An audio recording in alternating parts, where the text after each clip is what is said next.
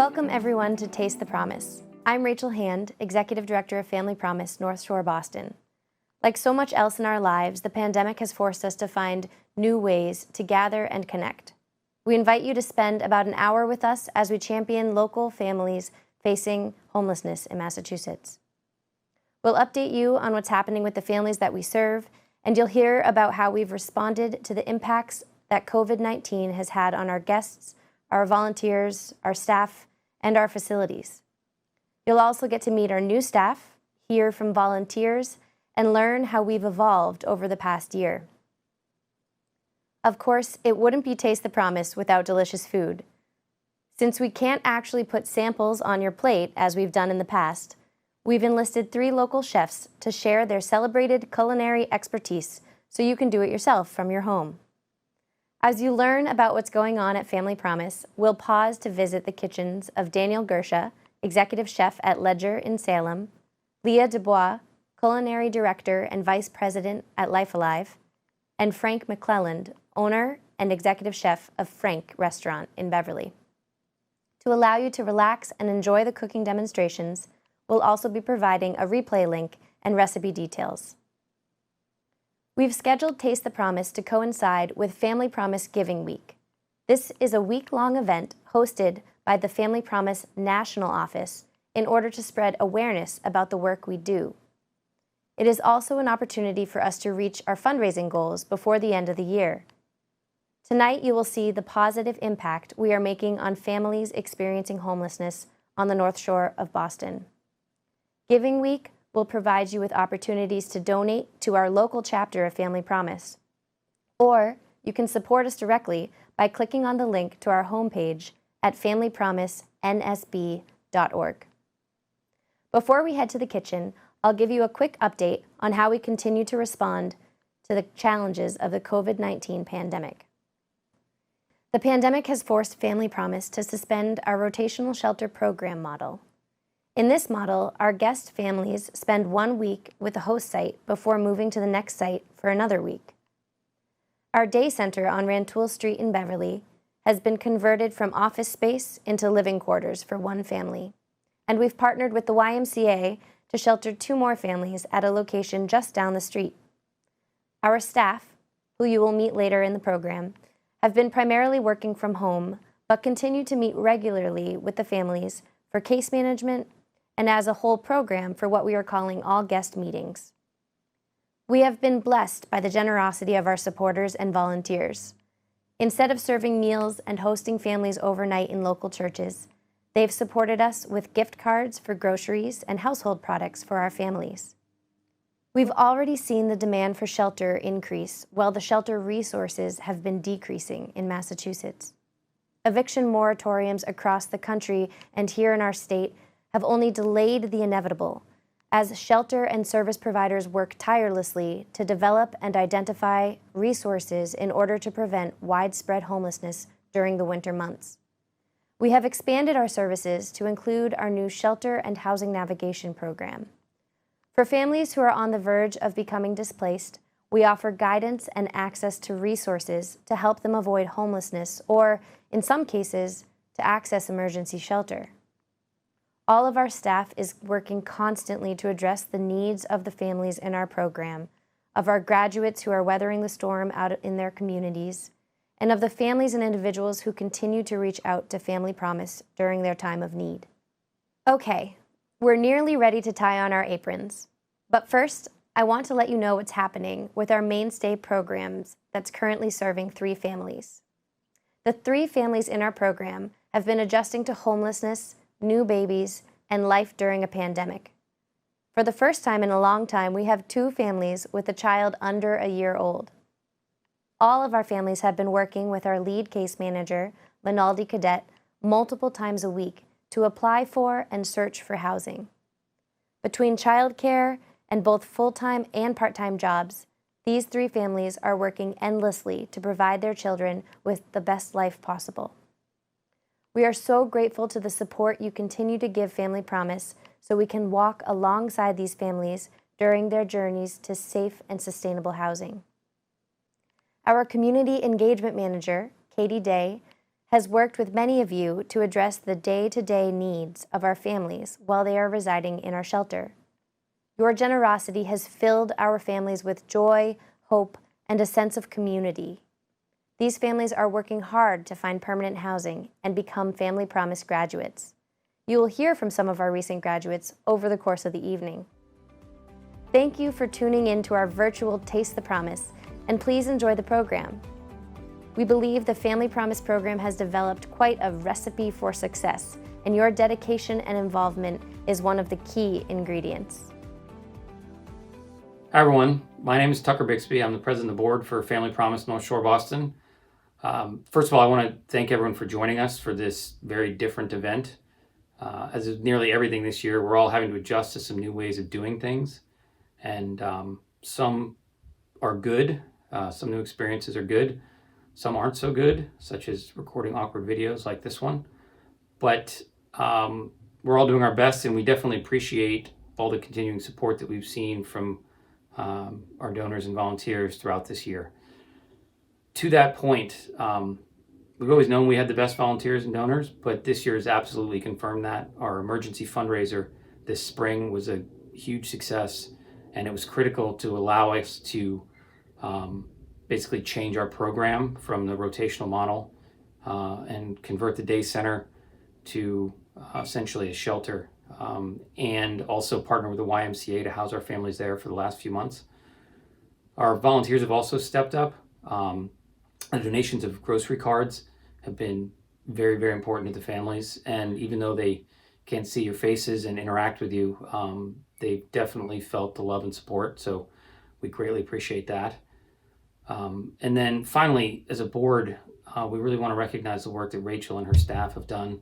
A lot of you haven't met Katie and Minaldi yet, but they've been absolutely tireless in terms of their commitment and dedication during some pretty difficult circumstances. And with their efforts and, again, with the help of the donors and volunteers, I think we've not only survived this year, but we've managed to actually expand our programs.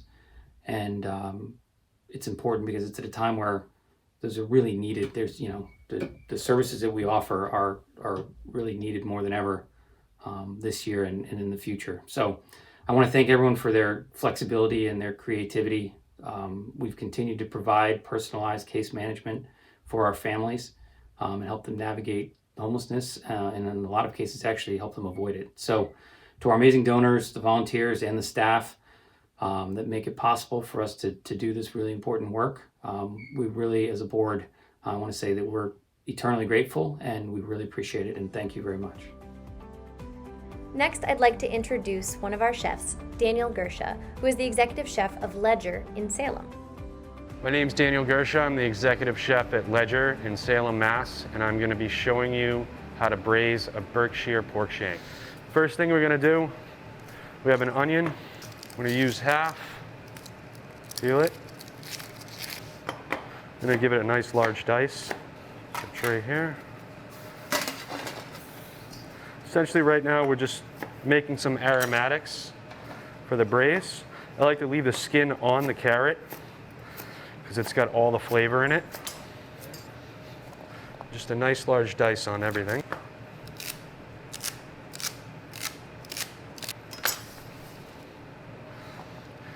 And then we're going to use one apple. We're going to leave the skin on that too. Next thing we're going to do, we're going to start to braise the pork shank, or sear the pork shank in the pot. We're going to get it going on high heat, a little bit of olive oil. We're going to take our shank here. We'll just season it liberally, salt and pepper. We're just going to go down, we're going to press the shank into the bottom of the pan so we can get as much surface area searing as possible. Go through on high heat this whole time. I'm going to just move the oil around the pot evenly, just so we don't get any burn spots.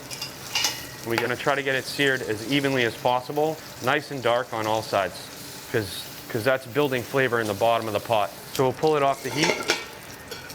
So we'll add in our mirepoix now. We're going to get this all nice and browned up.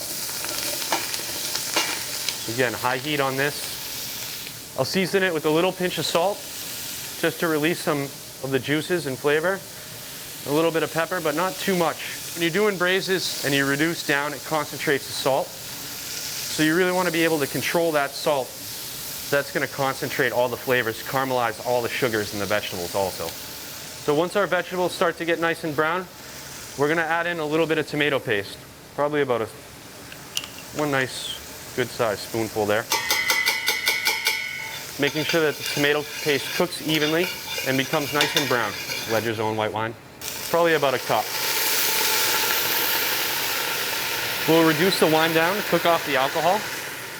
With that wine in there, we're starting to create body. We're looking to bring it down pretty dry, but we don't want to burn it. So once it's dry like that, our pork shank will go back in, and then we'll add in some chicken stock.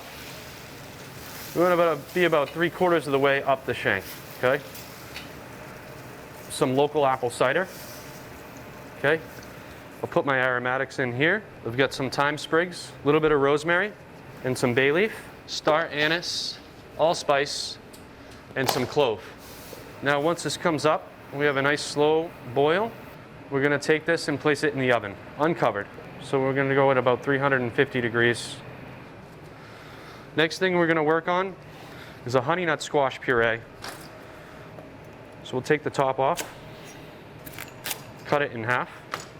It's kind of cool, you can reserve the seeds in this. You either take these and roast them and eat them, dry them out, keep them in a nice, cool, dark place, and next year you can replant them in the ground. So with this, I like to roast the squash to caramelize, again, some of the sugars for my puree. What I'll do is I'll take a little bit of Berber spice here. We'll put a couple knobs of butter, olive oil, some salt. What I'll do is I'll place them down like that. Covers the squash and it protects the squash from caramelizing. And then in a low oven, the water that's already in the squash will steam the squash from the inside. So we'll put it in that oven at about 300 degrees, 45 minutes to an hour. Another squash here, an acorn. But what I want to do with this one is I'm going to cook this one on a little bit higher of heat because I want to caramelize the flesh. Spoon out the seeds.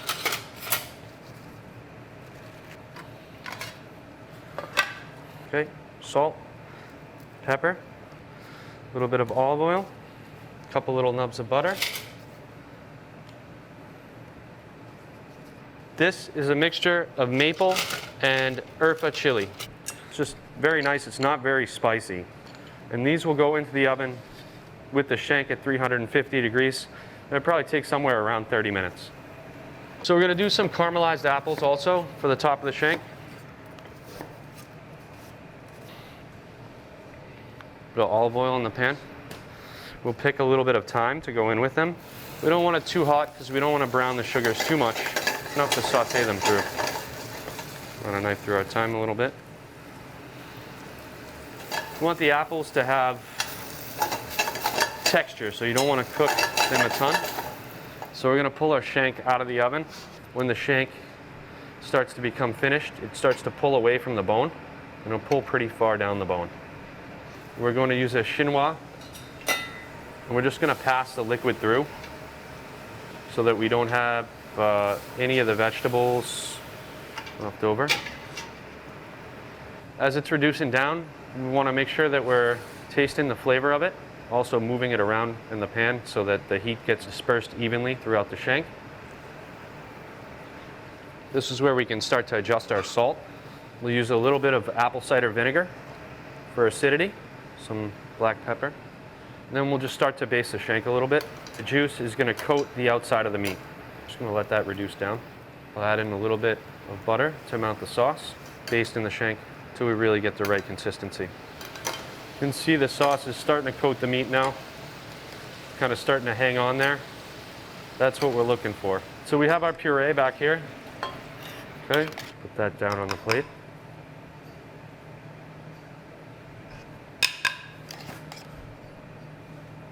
Okay. Shank goes down on there.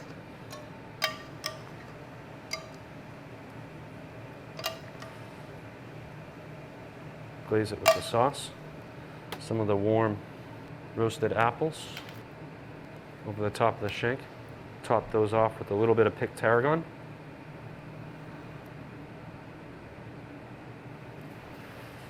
And then toasted, roasted maple urfa squash. I'll take some pepita seeds, some crushed seeds. Just top that squash. Some crushed seeds. So there we have it. It's a braised Berkshire pork shank with a cider glaze, honey nut squash and Berber spice puree, and then a maple urfa roasted acorn squash topped off with some toasted pepitas. Hope you enjoy it. In our next video, you will hear from 3 of our Family Promise graduates, Paul, Christy, and Nicole, who would like to share their stories with all of you. So how I found Family Promise was I was homeless with my son, who was 6 years old at the time, and he started school, and his teacher told me about the homeless liaison from the Salem Public Schools. Myself, my daughter, my mother, we found ourselves on the street, and it was a 3-day journey, I guess, and how we found them. We had everything we owned in 3 suitcases, and we got on the train and we went from town to town to try to find somewhere that would take us in. I was referred to the sort of like a homeless crisis center in Chelsea, although I was living in Lexington, because there was no domestic violence and no other kinds of criminality going on. They said that they could not assist me with any type of emergency housing. And they gave me a list of shelters to call. And I started calling down the list. And I think somewhere about the 3rd or 4th one was Family Promise. And it was, in fact, the first number that I called where a live person answered. And I was told that I could come in for an intake. I think it was the next day. After a long day of searching, she was able to point us in the way of Family Promise, and they actually put us up in a hotel for the week until that we could get into the program. I was homeless in a domestic violence shelter, and I had experience with that. So being with Family Promise in the beginning, I was expecting to feel alone and not know people and just kind of be one of those anonymous pieces, names on a paper. However, when I got there the first week, it really became a family.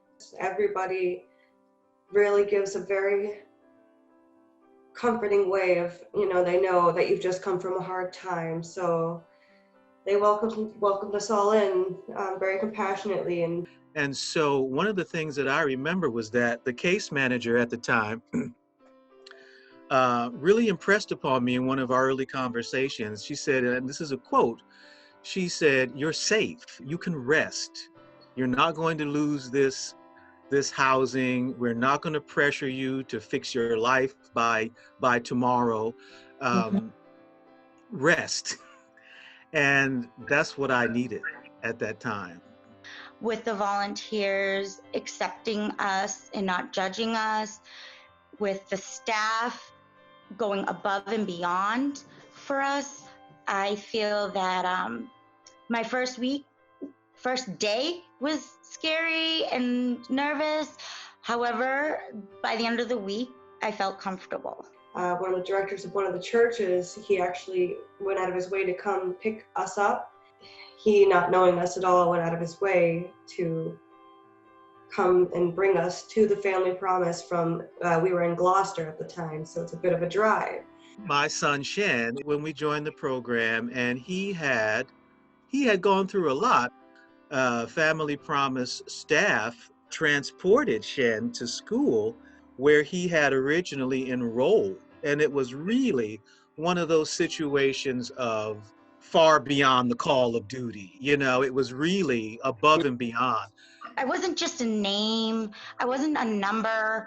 I was a person to them. So they became part of my family. we had gotten, my daughter and I got into a car accident, and I was pretty badly hurt. And the first thing that jumps out to me is they went out of their way to make sure that there was an extra volunteer there at all times, so that, because I couldn't get off the couch, whatever Kaya may have needed at the time, so that I could take care of her, which I physically couldn't at the time. I couldn't move. The staff has been very open about, just because you've moved on and are no longer on the books, doesn't mean that we're not friends. And we want to see that you're doing well.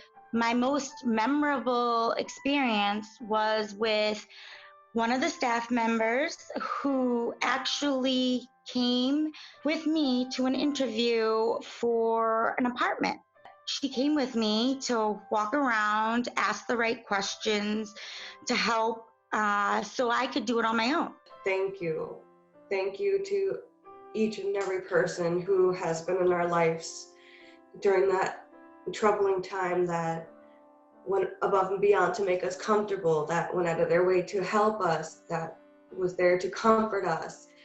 You all changed our lives, and we wouldn't be here now if it wasn't for each and every one of you. So thank you. One of the things that I've promised Shen was that if you do certain things, good will come to you. If you live a certain way and you follow certain universal principles, good will support you. Family Promise has been that proof to him. Oh, we talk about the center a lot.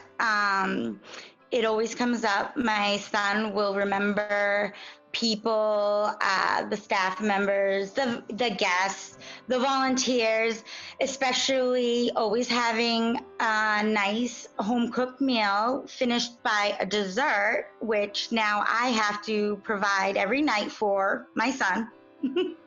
There's a warmth and there's a commitment that the staff at Family Promise have that is very beneficial to most of the folks who, I imagine anybody who goes through the program is not going to have anything to take offense at anything that anybody does. It's a wonderful program. So when we graduated from Family Promise, the biggest adjustment was definitely when we finally settled in and we had our first day of just quiet, that we could just sit and do nothing. So the hustle and bustle of everyday Family Promise life wasn't there anymore, and that was a huge adjustment. I mean, it was nice to have a day where we could just relax, but it was weird also. So when I first graduated or moved out of Family Promise, I hated it. I wanted to go back. I was so used to the routine and the families, and once again I started feeling alone.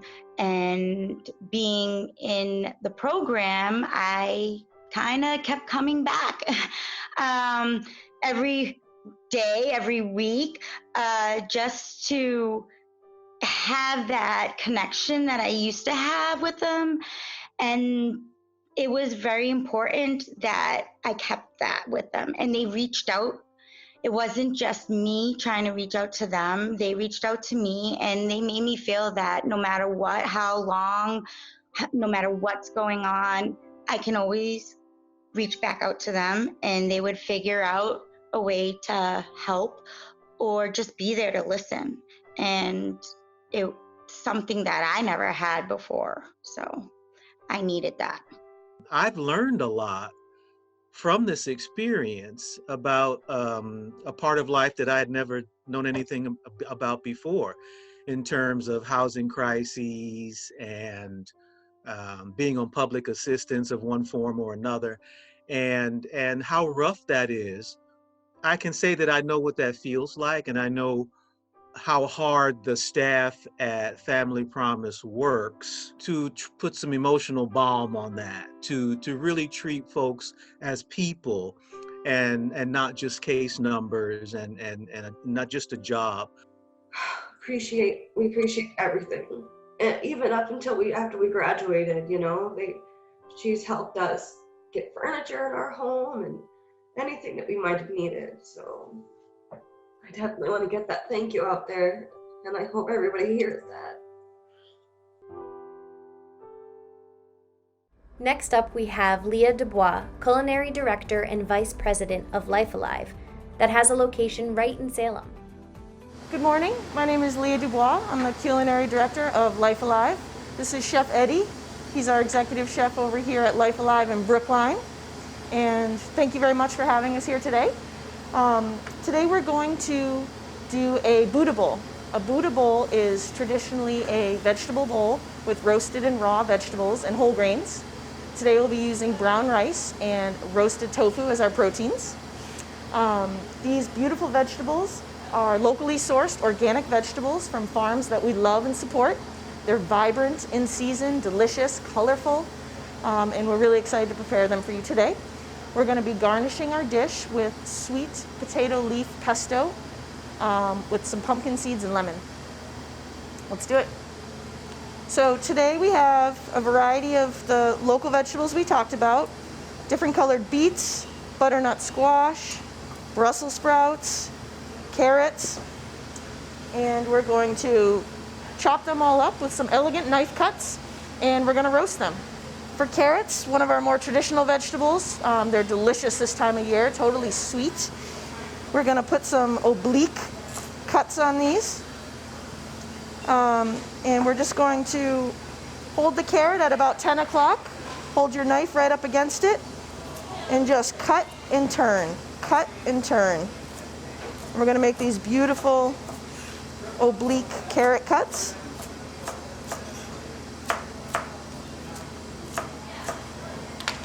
And those will go on our tray. Next vegetable is going to be the golden beets. These are in season now as well and are beautiful. These have been scrubbed thoroughly, and we always leave the skin on.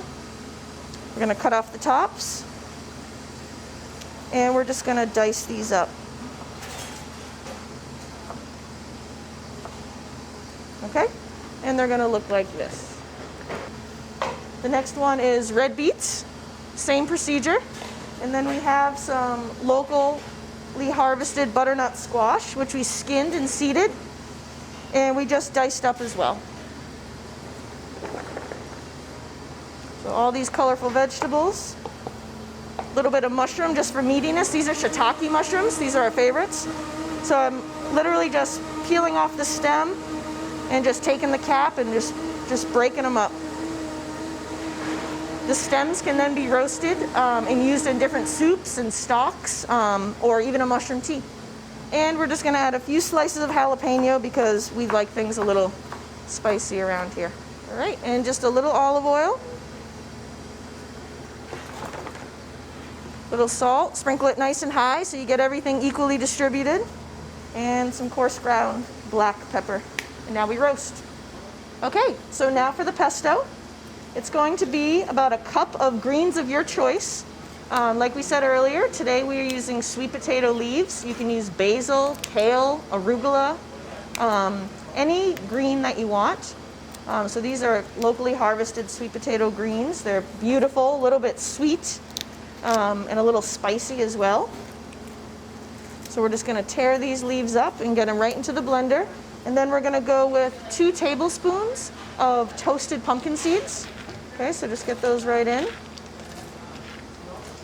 4 or 5 cloves of garlic.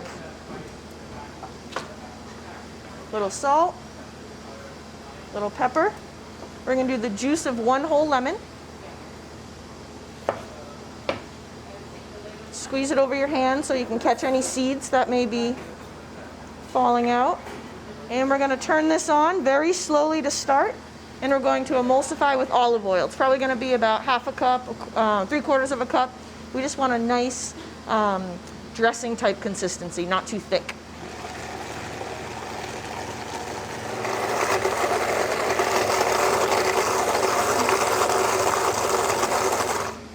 Now for the roasted tofu. So we have these beautiful chunks of extra firm tofu. They're just going to go right on the sheet tray. And we're going to take our pesto that we made with the sweet potato leaves, and we're just going to slather these up. Give them a flip. Just a nice little marinade here.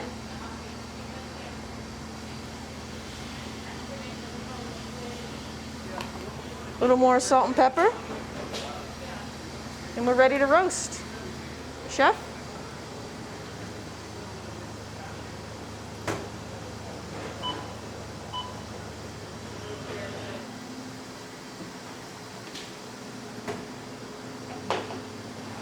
Time to make a beautiful Buddha bowl. We're going to start with brown rice. You can use any grain you want, but brown rice is our specialty here at Life Alive.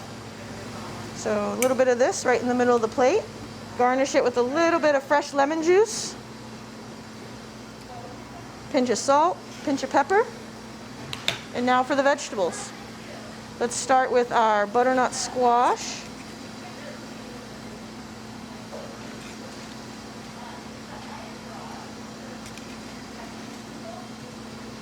Move into red beets.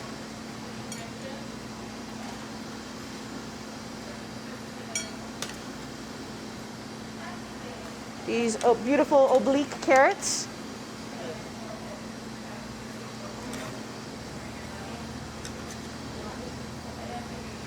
Some yellow beets.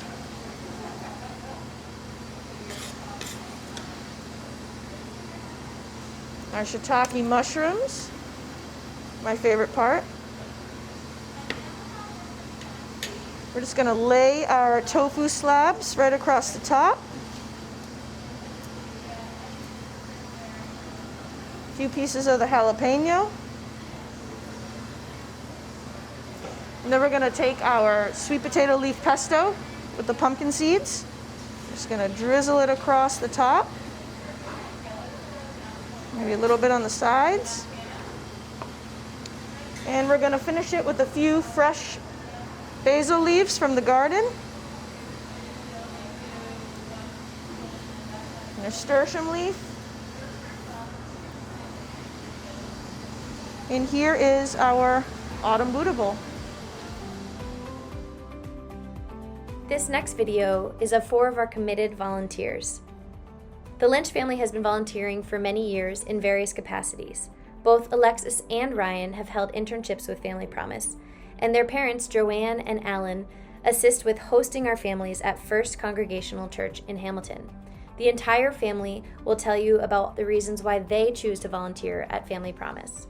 Hi, I'm Joanne. Hi, I'm Ryan. Hi, I'm Alexis. Hi, I'm Alan, and we're the Lynch family from Wenham. I like to volunteer with Family Promise because it's a way I get to be with my mom, and it's a way I get to serve with you, and I really like to do that. And so you first presented a volunteering opportunity when I was in 6th grade, and I thought it was really cool that we could do something together.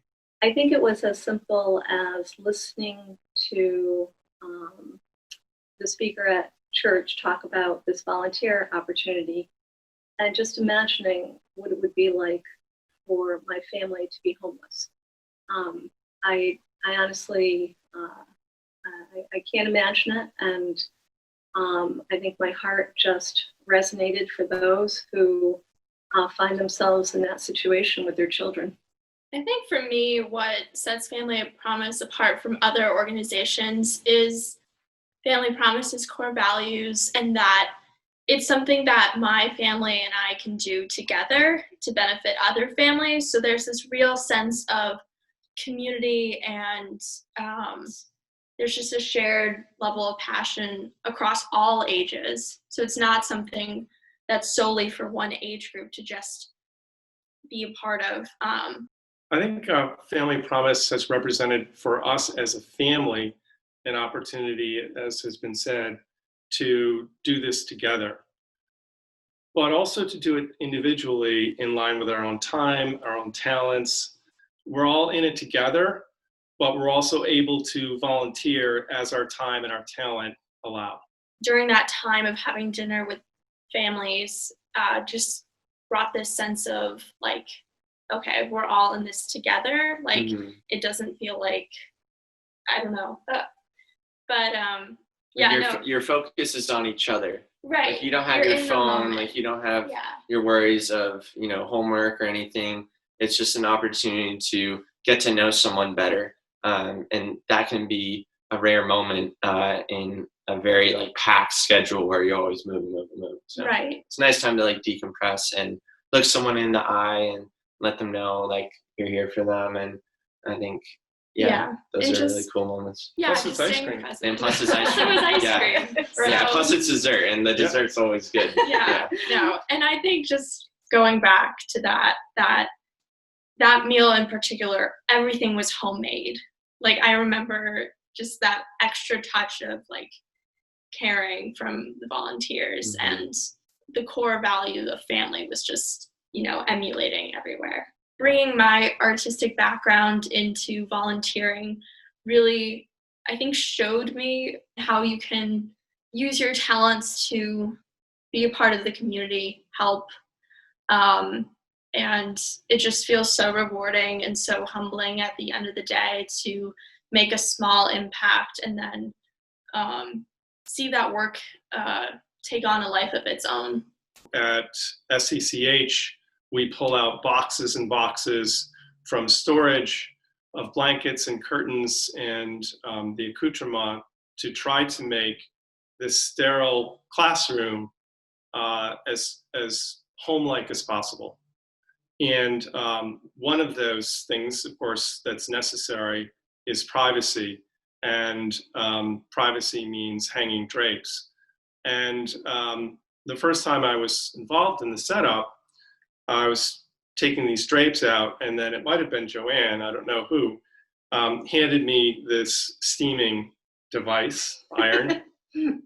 And, it was the unspoken desire to make sure that these curtains were not rumpled and not wrinkled, but instead looked like the curtains we would have in our home.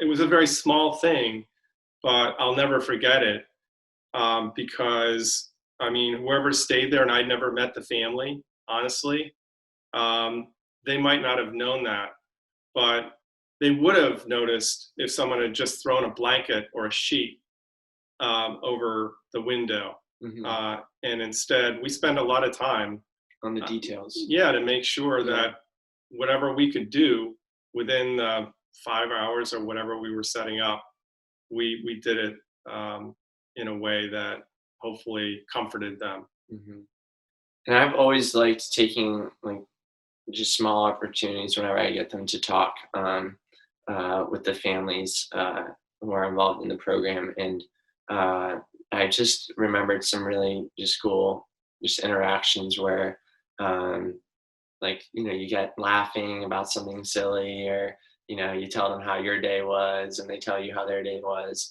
And I just appreciate those moments because you really have so many ways to help, and helping can look like doing setup for the curtains, or it can look like just being someone who's there to listen.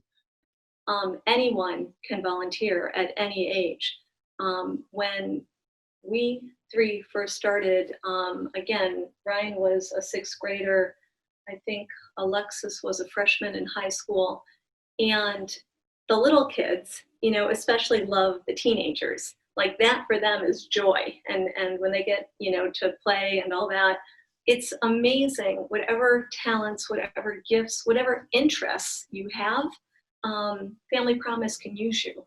One of the moments that really stands out for me is when we were volunteering with a father and his daughters, and they would have a tradition of reading, and it was a beautiful facility. This moment of reading and being with his daughters was the one thing that he could continue, on a day-to-day basis.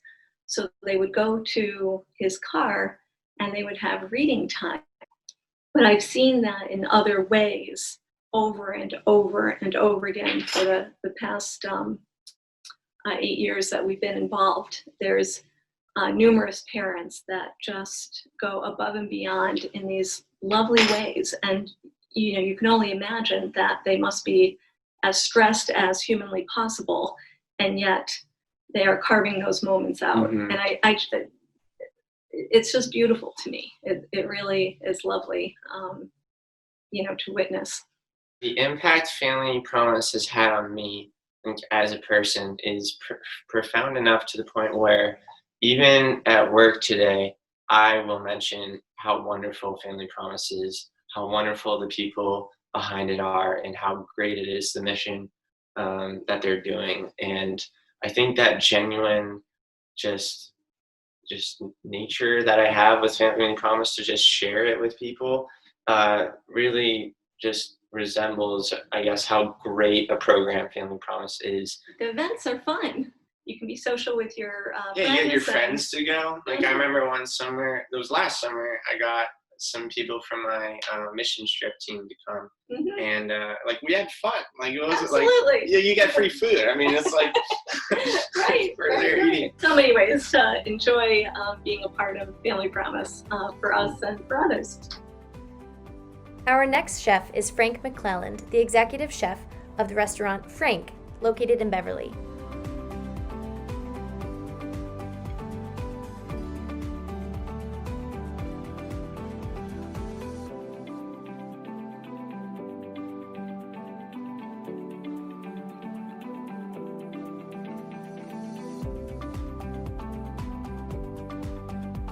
Here we are, back at Frank Restaurant.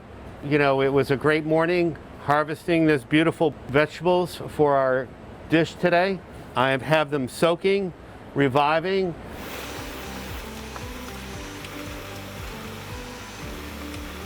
Beautiful. So I put the blanching water on here with salt. I'm gonna blanch the beans and shock them, take a little of the bite out of. And then I'm gonna do a light olive oil saute on everything just to warm it up. So I'm making a little bouquet here so I can pull from it to make my pesto. So I have ice water here to shock the blanched herbs and vegetables. The beet, I'm going to shave this.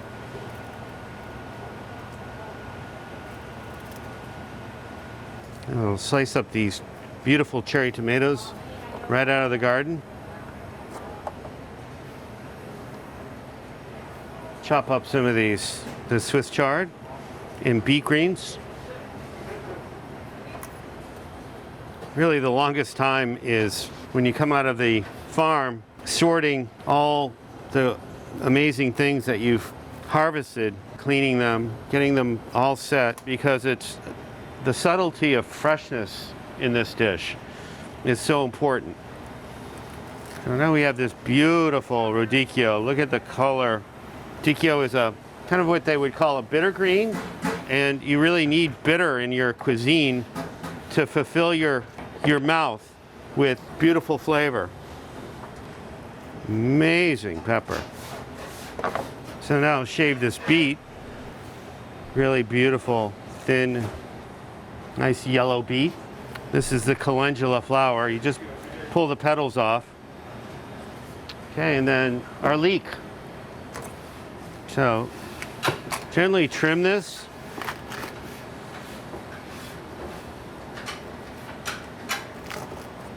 I save this for court bouillons or vegetable stocks, or to bake a chicken in. In the bottoms, what we use to stew or saute. I'm just going to thinly slice the leek. So we'll take this leek. I've just sliced up the leek. It's beautiful. I'm putting some herbs with it. A little fennel and dill and basil. Take the saute pan. I'll add a bit of butter. I'll add a little bit of olive oil. I'm going to put it right in the pan on a low heat. I'll add a little bit of sea salt to it, some white pepper. I like white pepper with fish. I'm just going to let it stew very slowly like that. I'm going to blanch these green beans. It's usually about a minute. The beautiful fryer pepper, yellow pepper. Okay, and now I'm gonna pull these. See that beautiful color? You can tell that they were just harvested an hour ago. Okay, now I'm going to blanch some herbs to make the puree to add to the lime yogurt.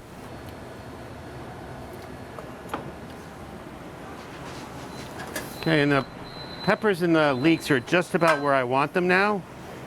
And I'm gonna add the beans to it. Just let them stew for a minute. All those great herbs and Swiss chard, and I'm gonna turn the water off. Oh, that looks just brilliant. Next thing we'll do, pull a nice piece of halibut. I'll take some sea salt, some white pepper. I've taken it out so it can sit, and take some of the chill out so it cooks evenly. I'm gonna put a little bit of lime zest on this. Thought that would be nice. And then I'm gonna take yogurt and the herbs that I quickly blanched. I'm gonna puree up with olive oil. So here goes the herbs. Started with about 1.5 to 2 cups of herbs. Blanched them down to about 4 ounces. And I'm putting them in with about 2 ounces of olive oil and about 2 teaspoons of sea salt and 4 grinds of white pepper.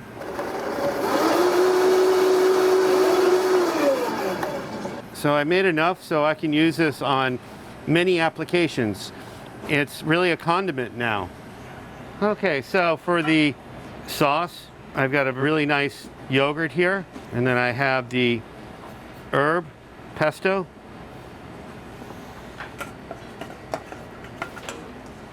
And then I have lime, a little white pepper, sea salt. What I'll do is I'm going to take this now room temperature beautiful halibut, going to put it in a pan. I'm just going to pour the butter over it,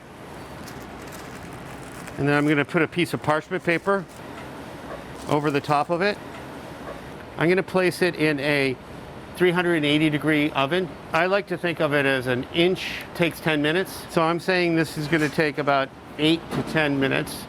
Okay, here we are. We've put the dish components together from our mystery basket at the farm. And this is kind of how we do it. Make this up as I go and have fun. This is the real adrenaline rush. The craft, it's kind of art, and then it's consumed and it's gone forever. So it's funny how that works, but here we go. Here's the beautiful halibut. If you have a skewer at home, or you have tweezers, and if it goes through without any problem, it's perfect. So I'm gonna put this down like so. We'll take our stew here, and I'll put this down, and then the salad component, put around. And these beautiful shaved beets, I'm gonna place right on top, just for fun. These beautiful cherry tomatoes.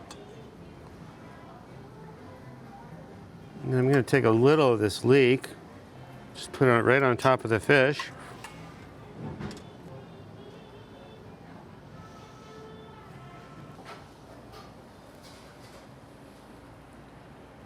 There we have it. At Frank, from the garden to you with love. Because really, the secret to great cooking is love, giving yourself to your cuisine so that you can nourish people and move their soul. I hope this helped, and let me know if I can help you at Frank. In the following video, you will hear from 3 of our full-time staff members, where we will be discussing what inspires us to do this work. You will hear from me, Rachel Hand, Katie Day, our Community Engagement Manager, and Minaldi Cadet, our Lead Case Manager. You know, I came to do this work in college. I started volunteering pretty intensely, delivering food and furniture to families in need. And it was in college that I realized there were people in the world who didn't have the same comforts and everyday ease that I did in my life. And it occurred to me that if I was given that privilege, I should probably use it to help other people have the same privilege and access to just basic health, well-being, that sort of thing. So for me, the field of homeless services was kind of like the easiest way to do that sort of work, because in my mind, one of the most basic needs and rights of any person is housing and access to fair housing. And so I really felt like kind of setting my sights on alleviating homelessness, ending homelessness, was the best way to really give as many people in this world access to safety and comfort, the access that I had and always had. Yes, similarly to you, I started doing this work in college and I realized that the need was immediate and high. And a quote that guides my experience and my principles is from Jana Stainfield. I cannot do all the world, I cannot do all the goodness that the world needs for me, but the world needs all the goodness for me. So I really do try to live by that although there's an immediate need everywhere, my part is that I can at least put myself in situations and positions where my main purpose is to give as much as possible. So that's what attracted me to this type of work and particularly to Family Promise. I am inspired to do the work that I do at Family Promise because I want the world that we live in to be a better place for everyone. And I want that for me. I want that for my children. I want that for all the families that we serve. I want that for our volunteers. And the way that we make that happen is by entering into solidarity and community with one another, which we are able to do in our program at Family Promise. I think my favorite part about my particular role at Family Promise is being able to kind of work with all the different aspects of our program. So I get to meet the families and hear their stories and learn about how they're doing and what their struggles are through Katie and Minaldi and the work that they're doing with our families. But I also get to tell those stories to our donors and our supporters and our volunteers. My role is really to spread the word about Family Promise. And I think for me, that's always been something that I've valued is if something inspires me, I want to tell people about it. And that's basically what my job is to take the intimate stories that I know from working so closely with both of you and then share them with other people. So that way other people can see beyond themselves and hopefully understand that there is important work that needs to be done. And we need everyone, the whole community, in order to actually make strides to end homelessness. My favorite part of my role is interacting with families. Unfortunately, I don't get to do it as daily or as often as I like to because I started this job in the middle of the pandemic. So I've been working mostly from home. But whenever I do get the opportunity, it's been a truly humbling experience. And part of the reason why it's my favorite goes beyond providing direct services. It's because I'm used as an ear, like a 24/7. I am here to listen to you and I'm here for you. So to me, that's really my favorite when they really take the opportunity to talk to me in a way that goes beyond just case management services. Yeah, that's my favorite part of the job. I mean, I think my favorite part about this job and why I came to Family Promise in the first place is because Rachel, like you have created an organizational culture that really puts our clients and our guests first, that values the perspective of our donors and volunteers, that values the perspective of our staff and board members, but that prioritizes the strengths and needs of our families, that is constantly seeking to become more inclusive and more equitable. And all of this helps us make a bigger impact in terms of addressing family homelessness on the North Shore. So for me, the hardest part about this work is remembering that I can't solve everything, and also giving myself space to recharge, because I think because the work we're doing is so necessary and so immediate, it's basic needs, it's not long-term macro solutions. It's like, but are we ending homelessness, and are we actually solving these systemic issues that cause it? Probably not, and I think we're trying to, but sometimes it feels like we're just hitting a wall, and that can be really frustrating, at least for me.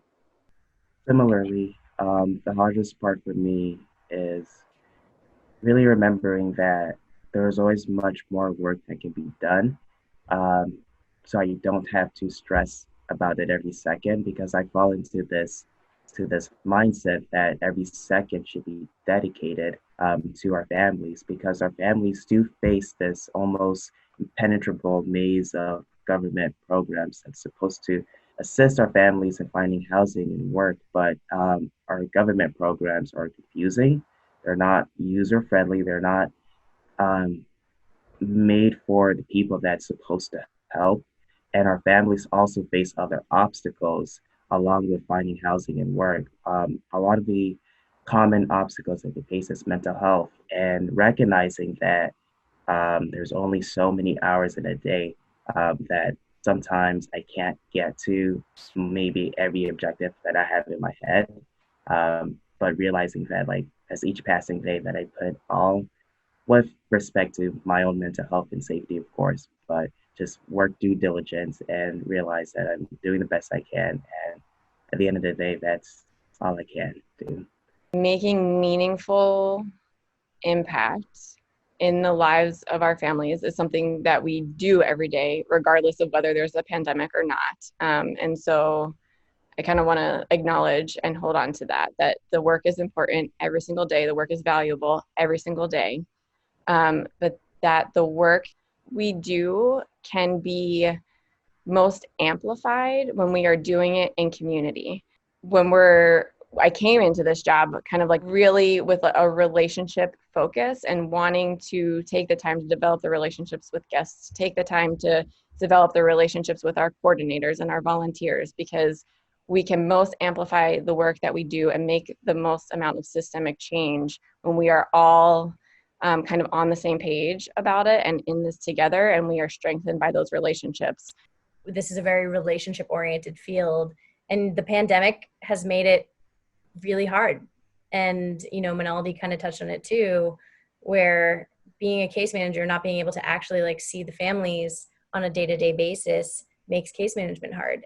So many offices are closed and not open.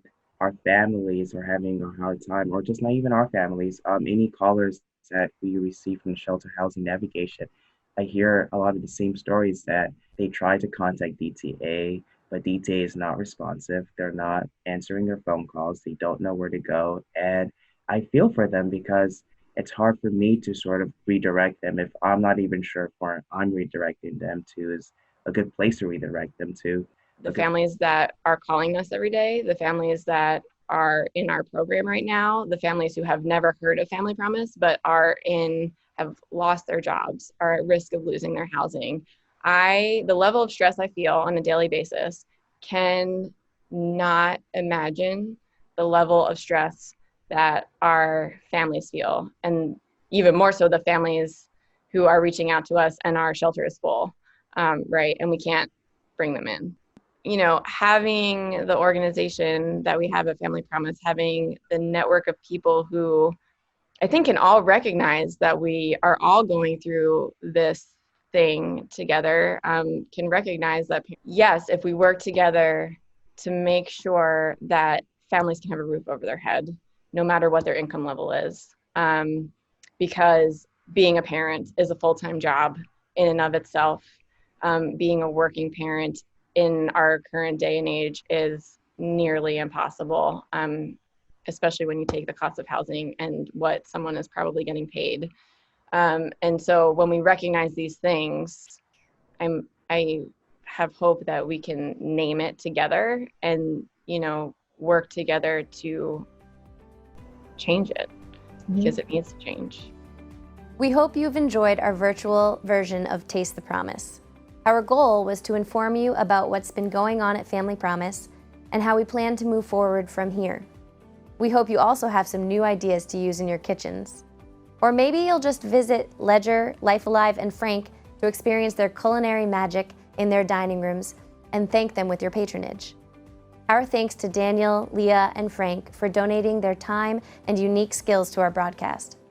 This video will be available after tonight by clicking on the link shown below. We encourage you to share this with anyone who is interested in learning more about Family Promise. Replay the videos anytime and refresh your cooking skills too. As I mentioned earlier, this year, Taste the Promise is part of Family Promise Giving Week. We hope that what we have shared has inspired you to make a donation. We thank those who have already generously given their support. Please consider a financial contribution that will help us achieve our goal to end homelessness one family at a time. Visit our website at the link shown below anytime for an update on what's happening or to make a donation. Thank you and have a great night.